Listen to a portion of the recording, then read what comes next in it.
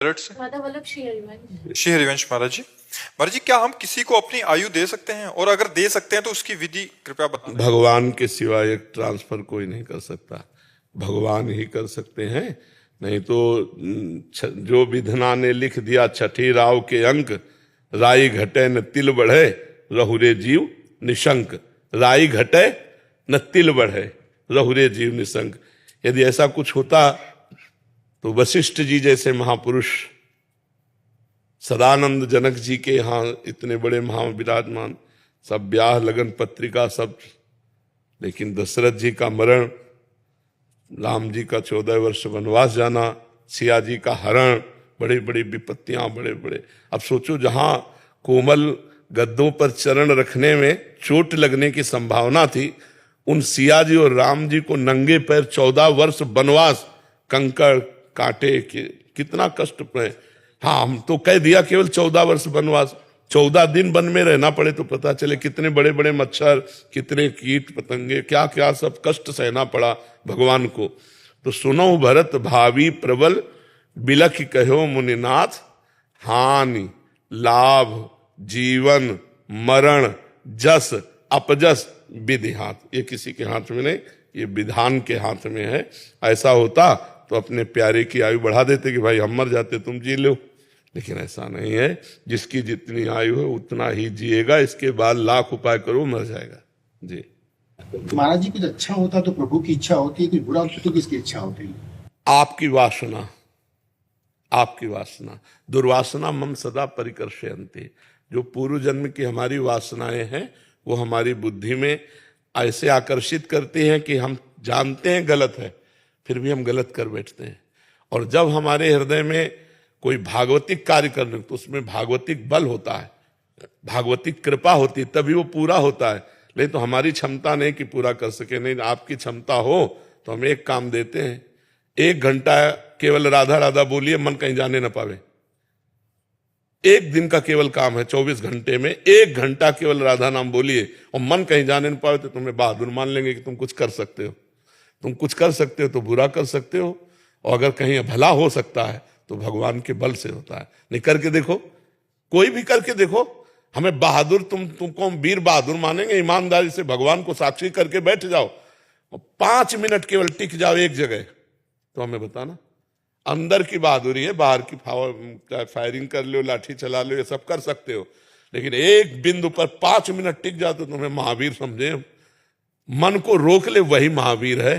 तो साधु महात्माओं के सामने जो नमन करते हो, इसी बात का नमन करते हो कि भगवान के बल से इन्होंने निर्विकारता प्राप्त की, विकारों को त्याग किया और अपने चंचल मन को अचंचल करके भगवान में स्थित कर दिया। नहीं तो क्या है, तुम्हारा पंचभौतिक हमारा पंचभौतिक शरीर, तुम्हारे कपड़ा हमारे कपड़ा, रंग बिरंगे कपड़ा से कोई थोड़ी फर्क पड़ता है। स्थिति को नमस्कार करते हैं हम, उस पद को नमस्कार करते हैं जहां हम फिसल गए। सबसे बड़ा वीर वही है जो अपने मन को लक्ष्य पे रोक दे, और ये भगवान के बल से होता है।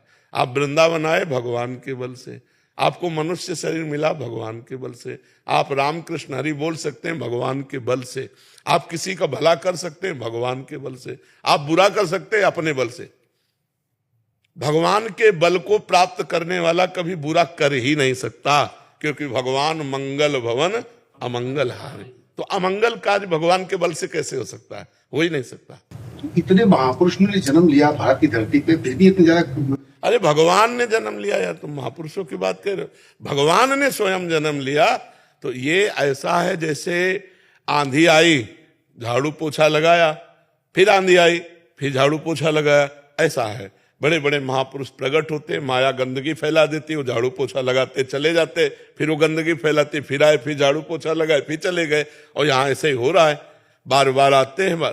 एक बार झाड़ू पोछा लगने के बाद क्या तुम्हारा मकान सदा के लिए पवित्र बना रहेगा क्या? अरे हमें रोज करना पड़ेगा और 2 टाइम करना पड़ेगा, तब फ्रेश रहेगा, नहीं रहेगा। तो ऐसे ही अवतार होते रहते हैं। कभी रामकृष्ण परमहंस जी प्रकट हुए, कभी अमुक प्रकट हुए, कभी अमुक प्रकट हुए। महाराज के पूरे भारत को पवित्र कर दिया, महाराज के अपने प्रांत को पवित्र कर दिया, अलग अलग प्रांतों में प्रकट हुए। झाड़ू पोछा लगाने का मतलब बुद्धि को शुद्ध करना।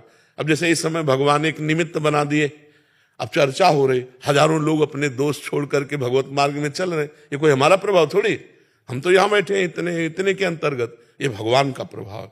किसी को भी निमित्त बना करके करते कराते वो आप है। अपने जनों को, अच्छा हम चले गए दूसरा आ जाएगा, ये उनकी सृष्टि, झाड़ू पोछा लगाने वाला आ जाएगा, सबके माइंड को पवित्र करने वाला। और जिस दिन ऐसा नहीं होगा उस दिन जो गंदगी बढ़ेगी देख लेना। जब संत नहीं रहेंगे भगवान के, फिर देख लेना, फिर भाव भ्रष्टाचारा सब संसारा। आज जो आप सुधर रहे हो, कितने माताएं बहनें भाई बंधु नशा छोड़कर, गंदे आचरण छोड़कर राधा नाम जप रहे हैं, भगवान के मार्ग में चल रहे हैं, ये भगवान के बल से होता है। अपने बाप का कहा तो कोई मानता नहीं, बाबा जी का कहा क्या मान लेगा, है नहीं, भगवान के बल से। भगवान का प्रभाव ये, ऐसी स्थिति में भी हमें सिंह की तरह दहाड़वा रहे हैं, ऐसी स्थिति में भी हमें लोक कल्याण करवा रहे हैं, ऐसी स्थिति में भी जब हम अपने जीने लायक नहीं है तो हमें दूसरों के जीने का रास्ता पुष्ट करवा रहे हैं। ये भगवान का बल है। महाराज जी जब कोई आपसे जाके मिलता था तो मैं कहता तो मान लीजिए स्वास्थ्य कैसा, लेकिन आज आपको देख के नहीं पूछा स्वास्थ्य कैसा। महाराज जी हमें क्या करना चाहिए कि जिसमें हमारा मन लगे? भक्ति में बहुत बार ट्राई किया है लेकिन मन शांत नहीं रहता। एक ट्राई कर लो, राधा राधा राधा राधा लिखो, राधा मानस पटल के सामने लिखो, राधा राधा। ट्राई करते करते खुद राधा तत्व प्रकाशित हो जाएगा। आप देखो तो कर साथ कुछ और ना करें तब भी चलेगा, कुछ ना करें। यही हम ये तो कह रहे बड़े बहादुर हो, 5 मिनट टिक के तो दिखाओ, एक जगह 5 मिनट टिक के दिखाओ। मन को आप 5 बार राधा बोलोगे, ये गायब हो जाएगा, देख लेना। राधा राधा राधा आराम से बोलो और फिर पकड़ो, देखो कहां गया। राधा में नहीं होगा, कहीं और जगह होगा। पकड़ना। और महाराज जी ऐसा ही करते रहे तो एक दिन काबू, एक दिन, हाँ बिल्कुल आ जाए। अब जैसे अपने लोग हैं, ऐसा थोड़ी है कि मतलब 5 मिनट में भाग जाएगा। जहां लगा दिया, बचपन से लगाए रहे, तो जहां लगा दिया घंटों उसी में लगा रहेगा। ऐसे थोड़ी कि तरंग मार रहा है। और अगर विचार जा रहे हैं, अगर मुख से प्रारंभिक अवस्था में अगर करते रहे तो हाँ, तो वो विचार शांत हो जाएंगे, आगे चलकर उसका मन एकाग्र हो जाएगा। विचार तो तब तक चलते रहते जब तक मलिनता रहती, और जब मलिनता हटी तो बस जैसे दीवाल घड़ी का सेलाई चलो, तो सेकंड की सुई सेकंड की, मिनट की घंटा में ऐसे जहां लगा दिया बिल्कुल वहीं स्थित। ऐसा नहीं कि ऐसे भी कर सके, वहीं स्थित। तो तभी उनकी बाह्य अवस्था के जो खेल होते हैं सबको समझ में नहीं आता। अंतर में डूबे हुए बाह्य खेल कैसे हो सकते हैं? अंतर में चित्तवृत्ति डूबी और बाहर वो व्यवहार कर रहे हैं। यही महापुरुषों की महानता होती है।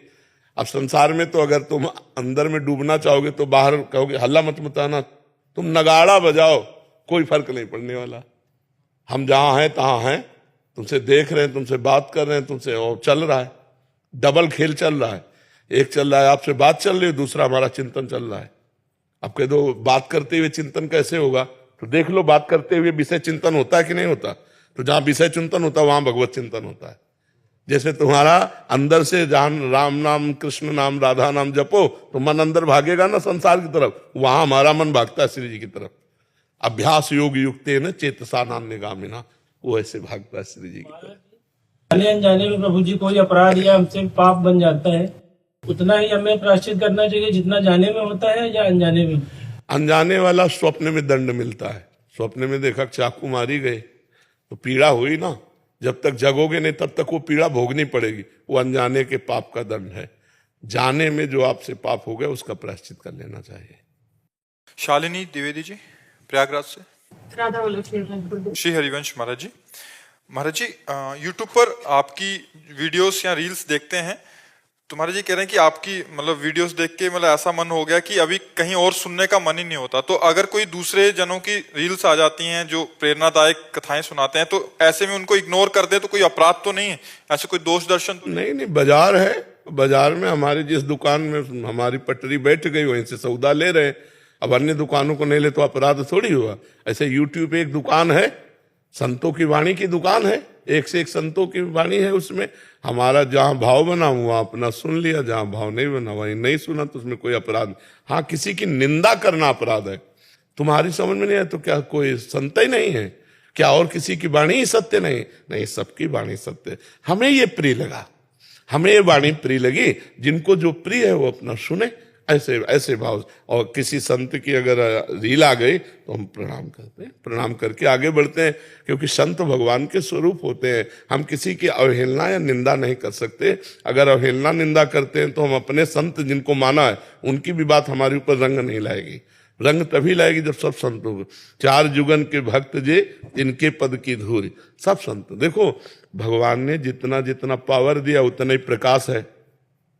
0 पावर में भी वही बिजली है, और 1000 पावर में भी, 2000 में भी वही बिजली है।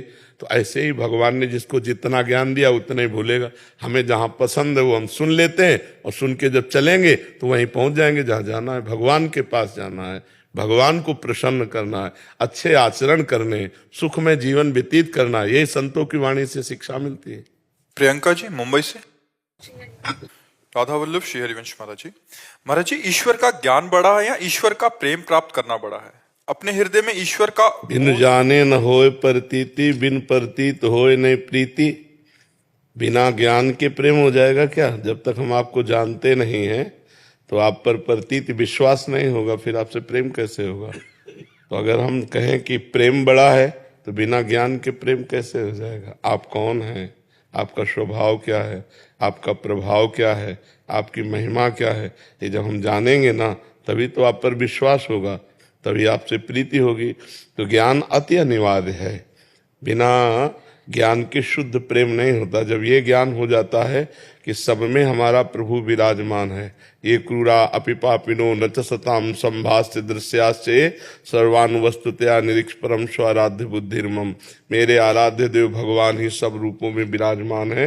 पहले ये ज्ञान होना अति अनिवार्य है। इस ज्ञान के बाद आवागमन चक्र से मुक्त हो जाता है, तब वो प्रेमी होता है।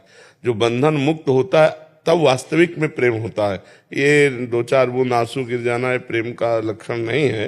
प्रेम का लक्षण है अपने प्रीतम की जो शोभा है, जो रूप गुण माधुरी, वो हृदय में, मन में, बुद्धि में, नेत्र में, आम में, सब में समा जाए। पी मूर्ति नयनन बसे तेहि रस रहाय समाये। ये लक्षण सुन प्रेम के और न कछु सुहाय, और न कछु सुहाय फिरे अपने रस मातो कुटुम देह ते जाए। छूट सब ही विधि नातो एकमात्र भगवान के प्रेम में मत वाला वो प्रेमी तभी हो सकता है जब उसे ज्ञान हुआ है। ये संसार भगवान का स्वरूप है, इसमें भगवान के सिवा कोई नहीं है। जो भी है वो मिथ्या है। ब्रह्म सत्यम जगन मिथ्या। ये ज्ञान होने पर ही वास्तविक भगवान से प्रेम होता है। और प्रेम हो गया तो ज्ञान सार्थक।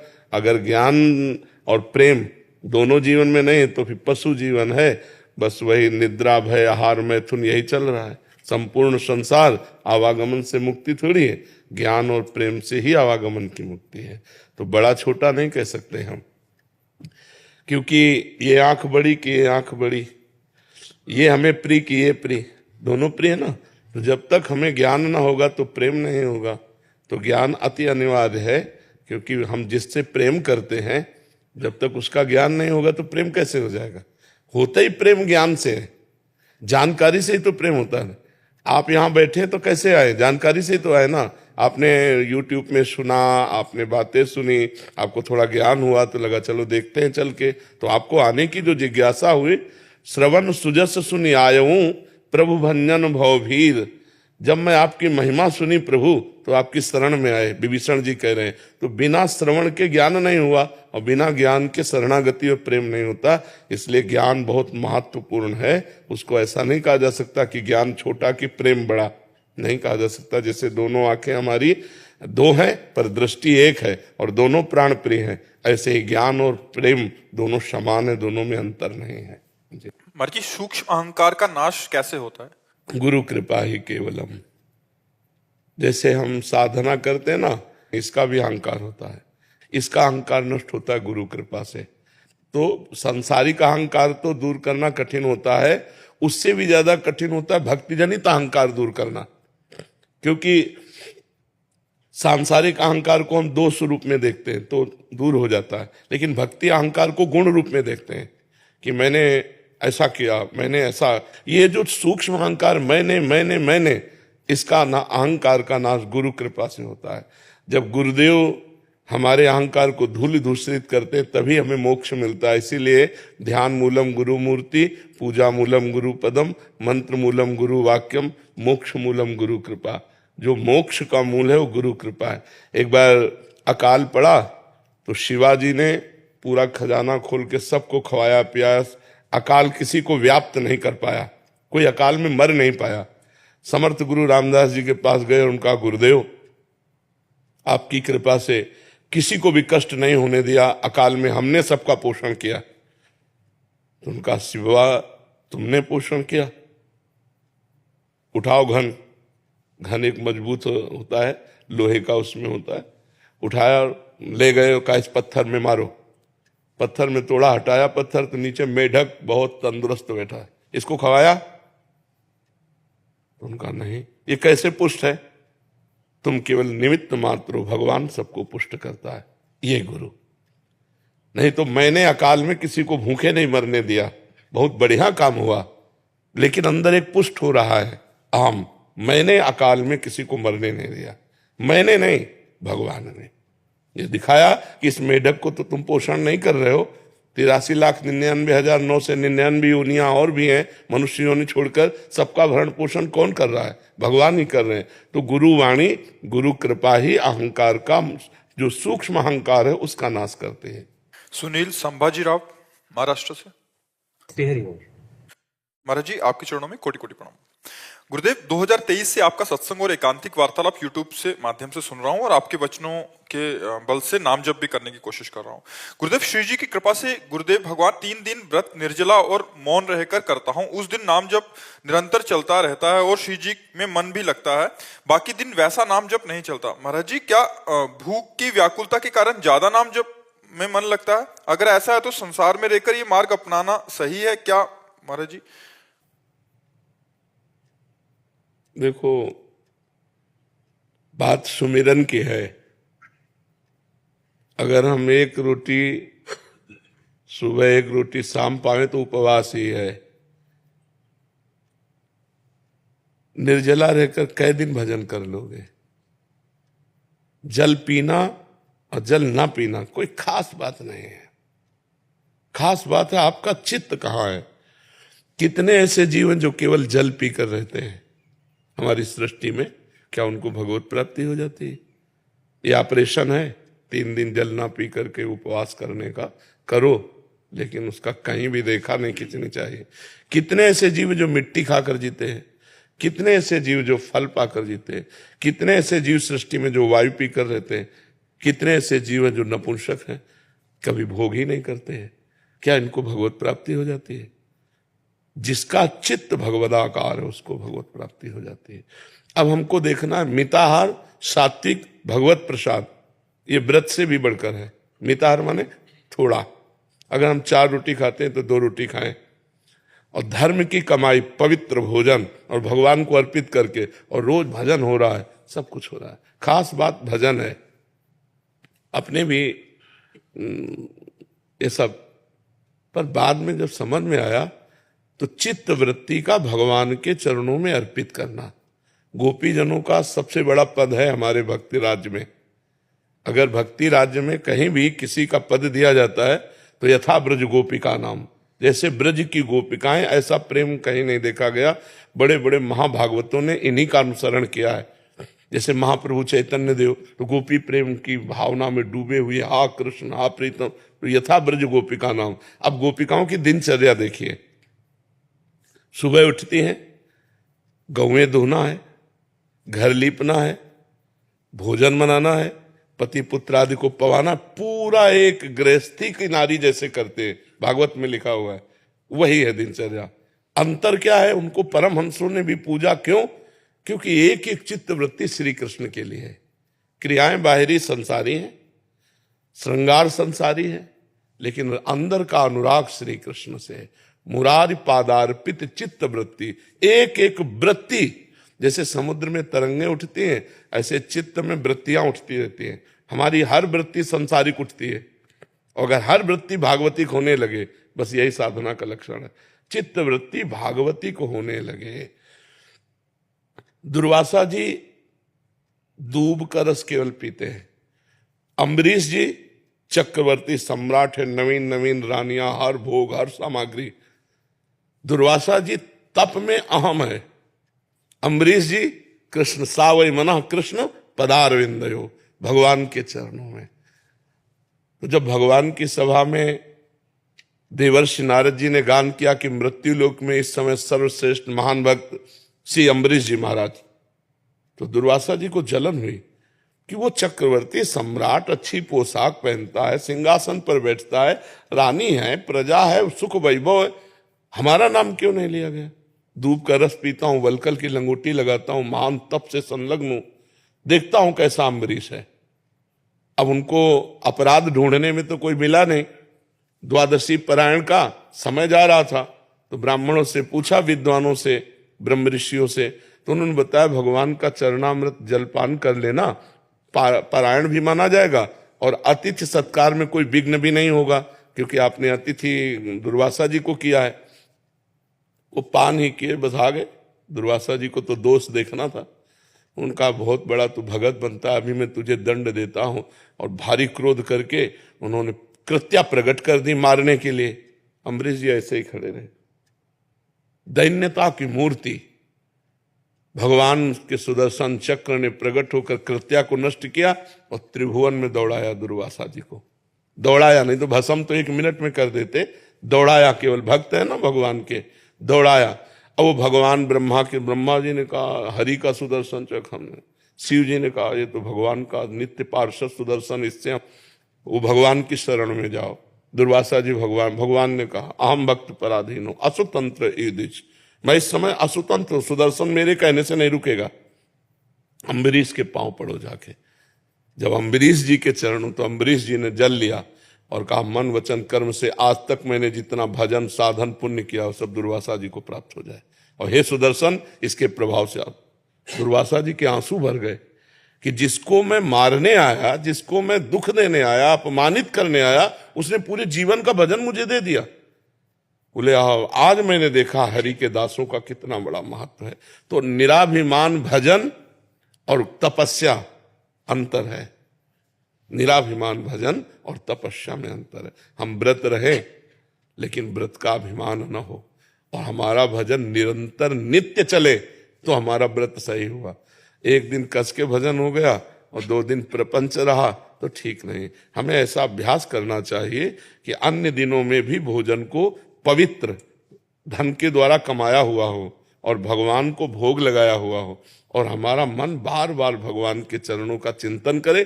खास बात चिंतन है। पूरी गीता जी आप उठाकर देखिए, भगवान ने कहीं अन्य साधनों को छुआ भी नहीं है। अनन्य चिंतयन्तो माम अनन्य चेता सततम, ऐसा अभ्यास करो, अभ्यास योग युक्तेन चेतसा नान्यगामिना, मेरे में चित्र मन मना भव मद भक्तो माद्याजी माम नमस्कुरु। भगवान कहते मई एव मन आधत्स्व मई बुद्धिम निवेश है, मेरे में मन लगा दो, मेरे में बुद्धि लगा दो। खास बात यह है। सनकादि जब भागवत के पारायण की बात कहते तो कहते हैं एक बार फल खा करके भागवत सुनो, यदि उसमें विक्षेप पड़ता है तो भोजन पर कर, लेकिन आपका चिंतन भोजन का नहीं होना चाहिए। आपका चिंतन भगवान से हटना नहीं चाहिए। खास बात चिंतन है। आप रोटी दाल खा के भजन कर रहे हो, निरंतर भगवान में वृत्ति, आप जैसा कोई महात्मा नहीं। वो आप वायु पी कर रहे हो, चिंतन है जल का और भोजन का, बात नहीं। चिंतन कहाँ है आपका? आंतरिक चिंतन से भगवत प्राप्ति होती, बाहरी क्रियाओं से नहीं। बाहरी क्रियाओं से प्राप्त नहीं होती। बाहरी क्रियाओं का तो कभी कभी अहम भी जागृत हो जाता है कि मैं निर्जला रहता हूं, रहता है। तो वो जो मैं निर्जला रहता हूं ये भगवत प्राप्ति में बाधा पहुंचा देगा। एकदम दैन्य। यही दरबार याद भी नहीं आनी चाहिए। यही दरबार दीन को आदर रीत सदा, प्रभु में किसी योग्य नहीं। इसीलिए कहा सुनेरी मैंने निर्बल के बल राम, अपबल तप बल, ये तप बल और बाहुबल, चौथो बल है दाम, सूर किशोर कृपाते सब बल हारे को हरि नाम, सुनेरी मैंने निर्बल के बल। हम ये नहीं कहते निर्जला न रहो, लेकिन जिस दिन जैसे वैसे भजन होता है ऐसे रोज भजन होना चाहिए। कैसे हो? अल्पाहार, पवित्र आहार, और हमारा चिंतन जाए प्रभु की तरफ। हमारा चिंतन निर्जला की तरफ न जाए, हमारा चिंतन प्रभु में हो। सो सब धर्म कर्म जरि जाओ, जहां न राम पद पंकज भाव। वो धर्म कर्म में आग लगी यदि भगवान का चिंतन न हो। भगवान का चिंतन हो रहा है, सब ठीक हो रहा है। मंगल भवन है भगवान, अमंगलहारी है, उनका चिंतन हो रहा, सब मंगल हो रहा है। ठीक है, हर समय भजन की वृत्ति बने, इसलिए पवित्र आहार और थोड़ा आहार। आप देखो, एक रोटी पाके, 4 रोटी की भूख है, 1 रोटी पाओ, आधा पेट पानी से भरो और चिंतन करने का अभ्यास करो, तो देखो आपका चित्त भगवान में लगा रहेगा। और 4 रोटी पाने, तो 4 रोटी पाए, ऊपर से पानी, फिर वायु, तो बस पचाने में सारी ऊर्जा लग जाएगी, भजन में नहीं लगेगी। अल्पाहार, भजन के लिए अल्पाहार अति आवश्यक। शुभम दीवान जी। राधे राधे। राधे राधे महाराज जी। महाराज जी, मेरा प्रश्न है कि माता पिता ने जब दीक्षा ली हो तो क्या ये जरूरी है कि उनके पुत्र एवं पुत्री वहीं से दीक्षा लें? कई बार माता पिता बचपन में बच्चों को दीक्षा दिलवा देते हैं, जबकि उस उम्र में बच्चों को इस बारे में पता नहीं होता। दीक्षा लेने का स्वयं का निर्णय होता है और हमारी श्रद्धा और हमारा विश्वास गुरुदेव पर हो। अब ऐसे कोई व्यवहारिक क्षेत्र तो है नहीं। नाम दीक्षा तो माता पिता कहीं से भी दिलवा दे तो जपना चाहिए, लेकिन जो दीक्षा गुरु बनाना, तो जब तक हमारे अंदर ज्ञान न हो जाए, हम अपने गुरुदेव को ब्रह्म रूप न देखें, हमें गुरुदेव से प्रीति न हो, विश्वास न हो, तो दीक्षा का मतलब क्या रहा? हमारा जहाँ श्रद्धा और विश्वास है, जिनको हमने देखकर अपना ब्रह्म माना, भगवान माना, गुरु साक्षात पर ब्रह्म, वहाँ हमें दीक्षा लेनी चाहिए। ये कोई रीति रिवाज वाला नहीं है, कुल परंपरा वाली बात नहीं। हमारा कुल वहाँ से जुड़ा तो हम भी वहाँ से जुड़े नहीं। हमारा विवेक जहाँ जागृत होगा, जिन संत पे हमारी भगवत बुद्धि है, हम उन्हीं से दीक्षा लेंगे, ऐसा भाव होना चाहिए। पुष्पेंद्र सिंह चौहान जी, कानपुर से। राधे राधे। महाराज जी, आपके चरणों में कोटि कोटि प्रणाम।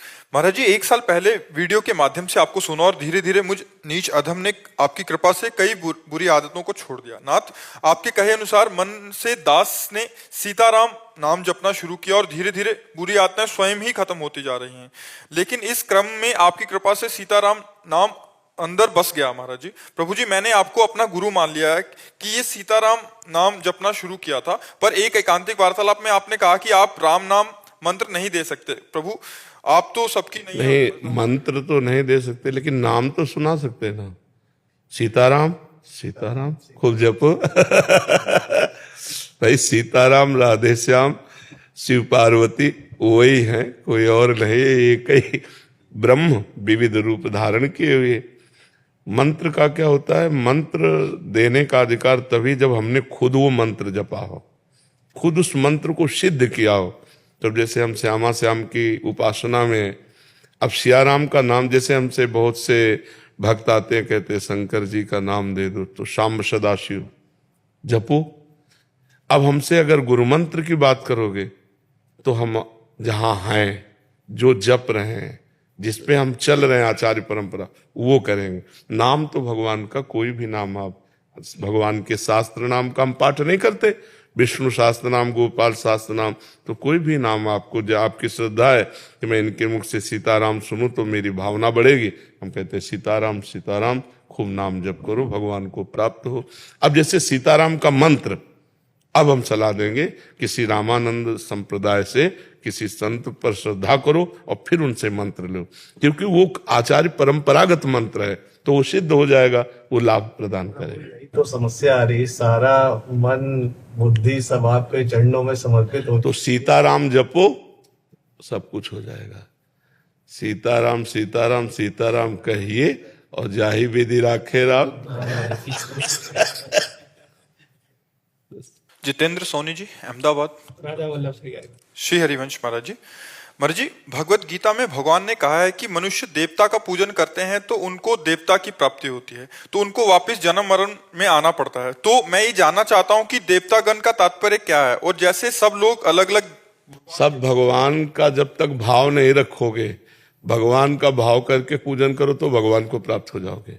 और भगवान का भाव न रखकर इंद्र का पूजन करो, अग्नि का पूजन करो तो नहीं, बात नहीं बनेगी। उनमें भगवान का भाव करना पड़ेगा। इंद्र देवता है, अग्नि देवता है, सूर्य देवता है, तो देवत्व भाव जहां लाओगे, देवता का भाव लाओगे तो आवागमन होगा, क्योंकि उनका भी आवागमन है।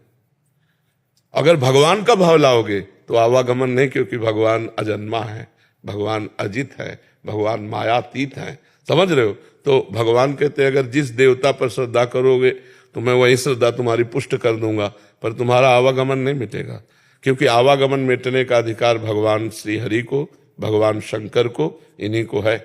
आवागमन मिटने का और अधिकार किसी को नहीं। पूरे त्रिभुवन में आवागमन मिटने का अधिकार इन्हीं को है। मोक्ष प्रदायिनी ये जुगल जोरी है, अगर इनकी शरण में नहीं, चाहे शिव पार्वती और चाहे भगवान सियाराम कहो या राधे श्याम कहो या विष्णु नारायण कहो, वही भगवान एक ही विविध रूपों में है, बका दूसरे को अधिकार नहीं। इसीलिए गीता में भगवान का भूतों को पूजने वाले भूतों को प्राप्त होते हैं, देवताओं को पूजने वाले देवताओं को प्राप्त होते हैं, और यहां से लेकर ब्रह्मलोक तक सब मायामय जगत है। आप ब्रह्म स्तंभ पर्यंतम सर्वम मायामयम जगत, तो देवलोक तो बहुत नीचे है, अंतरिक्ष के बाद स्वर्गलोक है, महरलोक, जनलोक, तपलोक, फिर ब्रह्मलोक है, और ब्रह्मलोक तक आवागमन है। तो फिर देवताओं को पूजने वाले देवताओं को प्राप्त होते, पुण्य क्षीणे मृत्यु लोके विसंति, और पितरों को पूजने वाले पितरों को प्राप्त होते। हे पार्थ, मेरा पूजन करने वाले मेरे को प्राप्त होते हैं। तो हम भगवान का पूजन करें, और जितने भी देवी देवता सब में भगवान की भावना करें कि दुर्गा रूप में भगवान ही विराजमान है। जितने भी देवी देवता सब में भगवान, हम कहा नहीं कि अगर भगवान की भावना करके कुत्ते का पूजन करो तो भगवान को ही वो पूजन प्राप्त होगा। अगर भगवान की भावना नहीं तो देवताओं का पूजन भी केवल आपको पुण्य प्रदान करेगा, भगवत प्राप्ति नहीं। इसलिए भगवान ने वर्णन किया। अलका जी। श्री हरिवंश। श्री हरिवंश महाराज जी। महाराज जी, जैसे महाप्रभु के अंतर्ध्यान होने की बात सुनकर तत्पश्चात उनके काफी सारे भगतजन उसी समय उनके साथ ही हो गए, प्राण त्याग दिए। महाराज जी, ऐसी भक्ति कैसे हृदय में आए? तन्मया तन्मया, हमारे प्राण उनके प्राण एक हो गए। जैसे गोपी जन कहती हैं, कान भये प्राण में, प्राण भये कान में, ही में ना जान परे कान है कि प्राण है। जब हमारे प्राण उनके प्राणों में मिल जाते तो उनके प्राण निकले तो हमारे भी निकल जाएंगे। तन्मयाहा तन्मयाहा स्थिति सदैव उन्हीं में डूबे। सुना महाप्रभु अंतर्ध्यान खत्म, कुछ चेष्टा नहीं करनी पड़ी, सुनते ही विठल विपुल देव जी ने सुना, स्वामी हरदास जी अंतर्ध्यान, तो प्राण निकल गए। कितने जन ऐसे महापुरुष हुए, जैसे द्वारिकाधीश भगवान का परिकर, रुक्मिणी जी ने सुना भगवान, वसुदेव देव की जी ने भगवान अंतर्ध्यान, तत्काल प्राण छूट गए। वसुदेव जी के देवकी जी तत्काल प्राण छूट गए, सुनते ही बहुतों के प्राण, और जो जीवित बचे वो अग्नि में प्रवेश कर गए। प्रभु के लिए अग्नि में अपने शरीर को भस्म करके भगवत स्वरूप हो गए। ये साधारण बात नहीं, ये तन्मयाहा, हम जी नहीं सकते आपके बिना। आपके चिंतन में हमारे प्राण उनके प्राण, उनके प्राण हमारे प्राण, हमारा मन उनका मन, उनका मन हमारा मन। तो जब उनके प्राण गए तो हमारे गए, क्योंकि प्राण तन्मय थे। तन्मया स्थिति में ऐसा होता है, अन्यथा नहीं। राधे राधे महाराज जी। महाराज जी, मेरी राधा कृष्ण जी में पूर्ण आस्था है, उनमें मैं सखी भाव रखती हूँ। महाराज जी, नाम जब भी यथासंभव करती हूँ, महाराज जी मुझ में घमंड या ईगो नाम जैसी कोई भी चीज नहीं है, फिर भी यही घमंड है।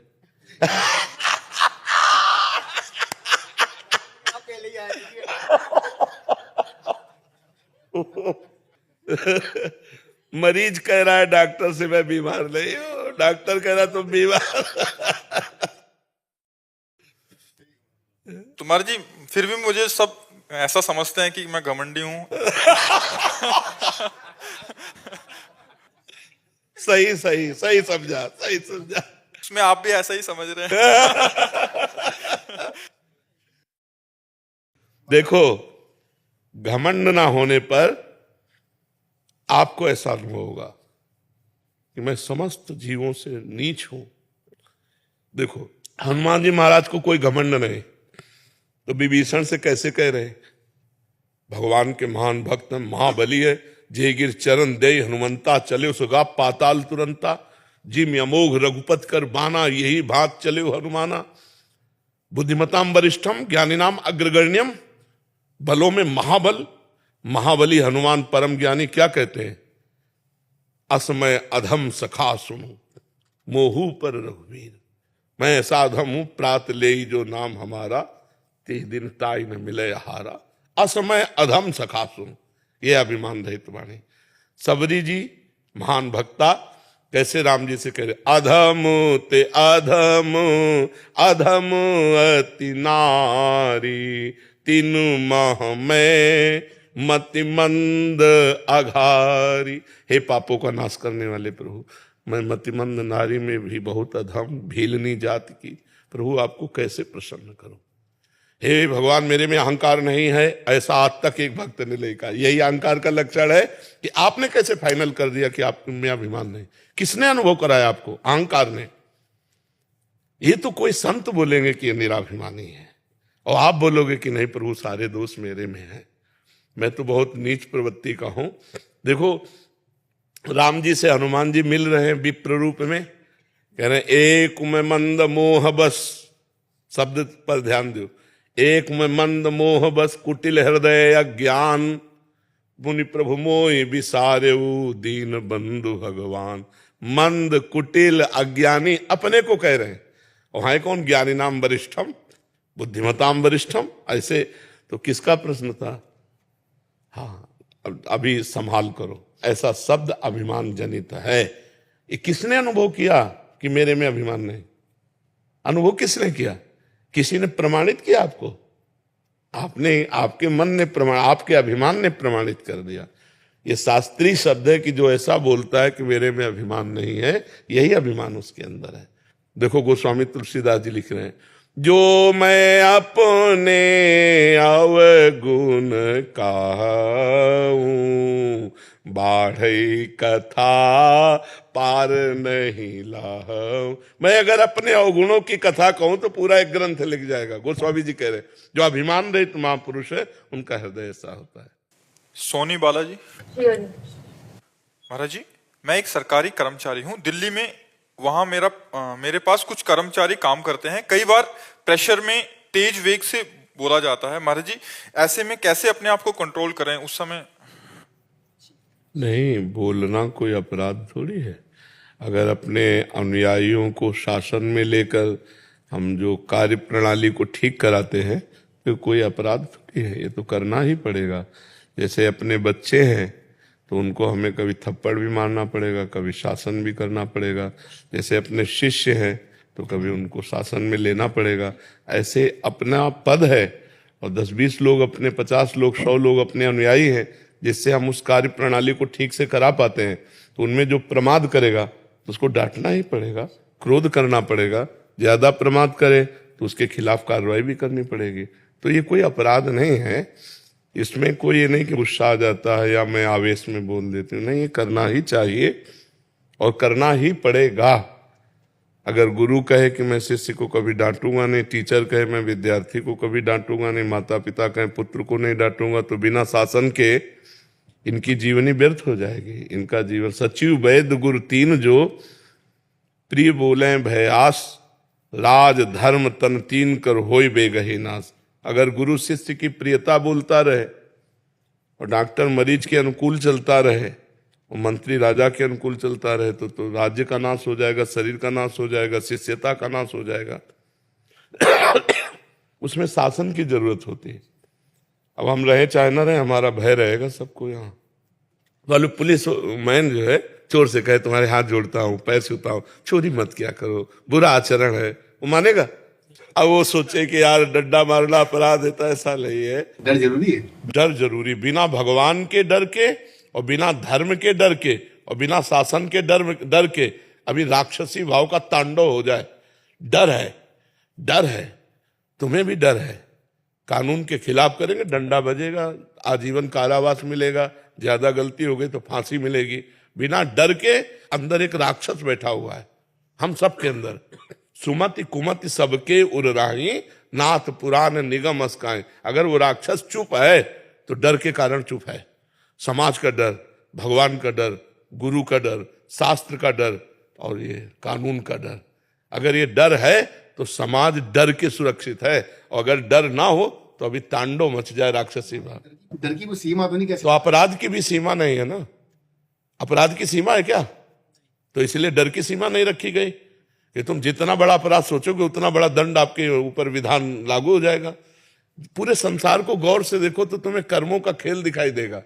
अगर इस संसार को भागवतिक चश्मे से देखो तो आपको कर्मों का एक खेल दिखाई देगा। जो जैसा कर्म कर रहा है वैसा भोग रहा है। अगर डर भगवान का ना हो, किसी को भगवान का डर नहीं है तो यहाँ डंडे का डर है, पुलिस का डर है। अगर डर ना हो तो समाज कंट्रोल में ही ना रहे। जहां डर नहीं है वहां आप देख लीजिए, पत्नी को पति से डर नहीं, पति को पत्नी से डर नहीं, तो देख लो दोनों का चरित्र नहीं। हाँ, तो ये तो चलता है। डर तो रहना ही चाहिए, डर रहना ही चाहिए। डर के बिना समाज सुव्यवस्थित नहीं रह सकती। जो परिकर आपके पास रहता है उनको तो हाथ के हाथ दंड दे देते हैं, और जैसे हम दूर रहते हैं और हमसे कोई दंड तो हो जाए तो हमें कैसे आपकी। अगर आप हमारे को समर्पित हो तो आप देखो तुम्हारे हृदय में जलन होती कि नहीं।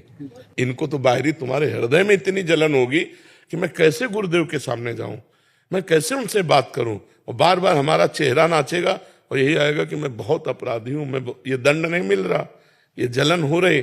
मैं आज से कसम खाती हूं कभी ऐसा नहीं करूं। गुरुदेव मुझे क्षमा कर दो, भले हमारे सामने नहीं हो लेकिन तुम एकांत में क्षमा मांगोगे। गुरुदेव मुझे क्षमा कर दो, मैं आज से गलती नहीं करूंगी। तब हृदय में शांति होगी।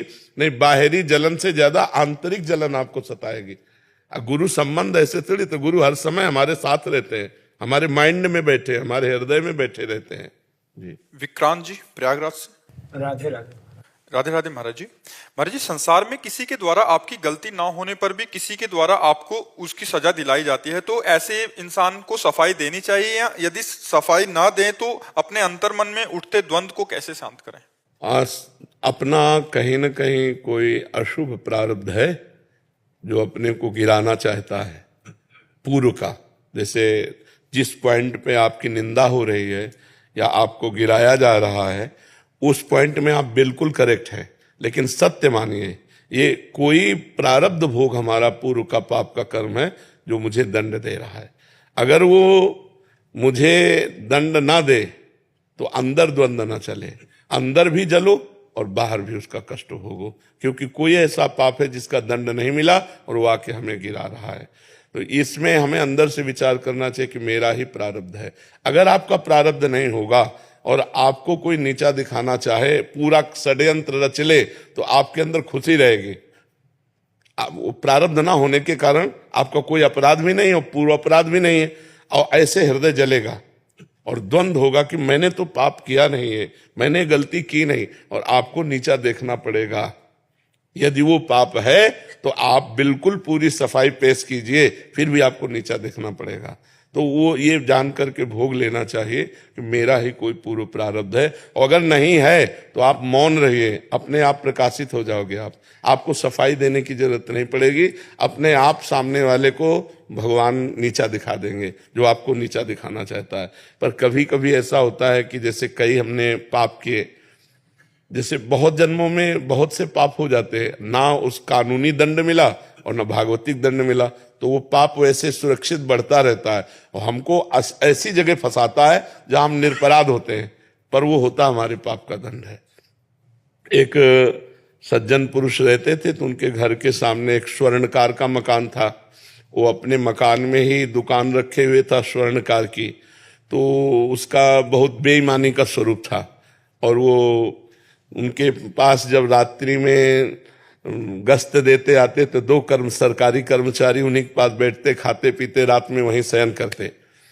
अब उनको धीरे धीरे मित्रता हो गई, राज कर्मचारियों को पूरा पता चला कौन से बॉक्स में कहाँ क्या रहता है कैसे। अब उनका मन खराब हुआ राज कर्मचारियों का कि अगर इसकी हत्या कर दी जाए तो इसका इतना धन, तो उन्होंने ऐसा कर दिया।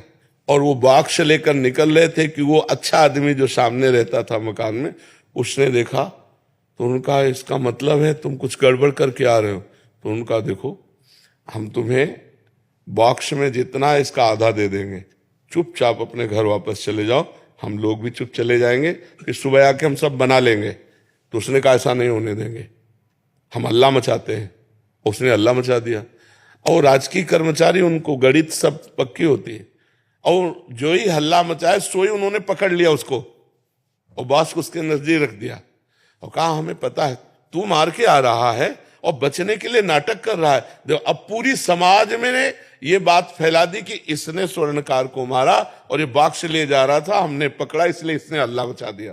पूरा केस उल्टा हो गया और सबको 100% समझ में आया ऐसा ही है किसी, और वो चिल्ला चिल्ला के कह रहा है लेकिन उसकी कोई बात नहीं सुन रहा।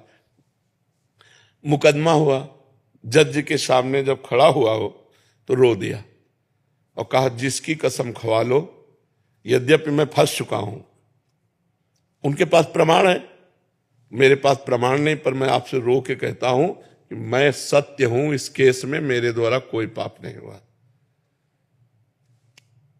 जज ने कहा कि ठीक है, इसका हम प्रमाण निकलवा लेंगे। एक जिंदा आदमी मुर्दे का सो बनाया इसे उसमें और कहा इस लावारिस लाश थी, अब इसका अंतिम संस्कार करने जाना है। उन राज कर्मचारियों को भी आदेश किया, 2-4 लोगों को और कहा आप पीछे रहिए, एक तरफ उसको भी पकड़ाया जो मुजरिम था। वो गए, जब एकांत देखा तो कहा कहते थे आधा बॉक्स स्वर्ण ले ले तो बच जाता ना, फंसा दिया ना, अब पूरी जिंदगी जेल भोगेगा।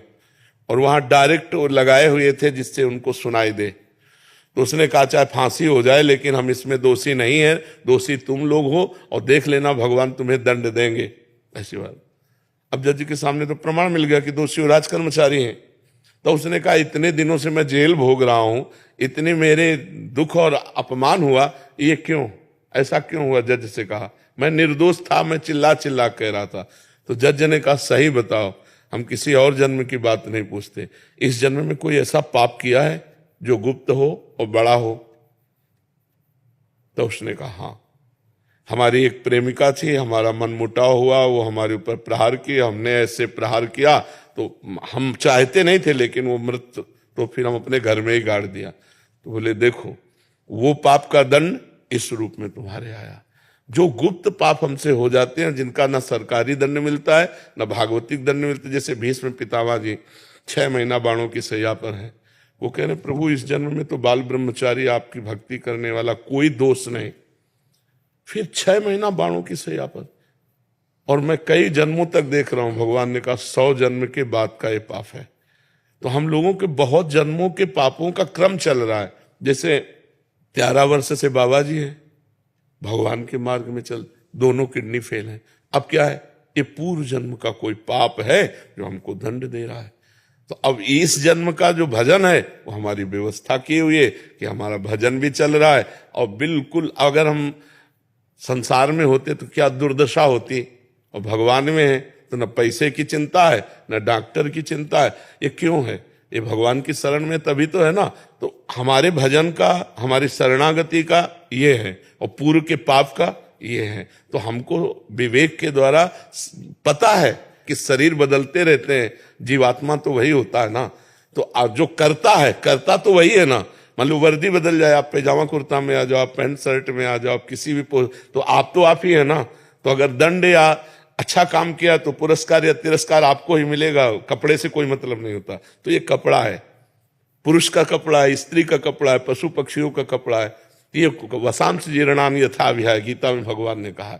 तो ये शरीर हमारा नया है लेकिन हम बहुत पुराने हैं।